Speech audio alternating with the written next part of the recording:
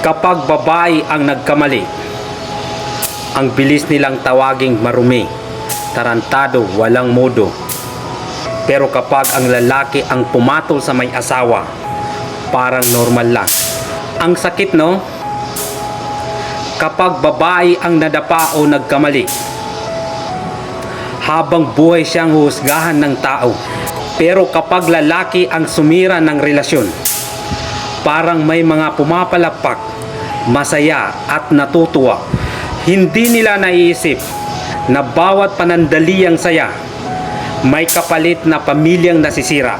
May asawang umiiyak sa gabi, may batang mawawala ng buong tahanan. At tandaan mo to, walang nakakabilib sa lalaking pumapatol sa babaeng may asawa. Hindi mo ikinataas bilang lalaki ang pagiging dahilan ng pagkasira ng relasyon ng iba. Kasi ang totoong lalaki, kahit may gusto siya sa babae, marunong lumayo, marunong umiwas kapag alam niyang bawal at nakakasira sa relasyon ng iba. Ang respeto sa relasyon ng iba, doon nasusukat ang totoong pagkatao. Kasi ang tunay na lalaki, hindi nakikipag-agawan sa taong may anak at asawa na.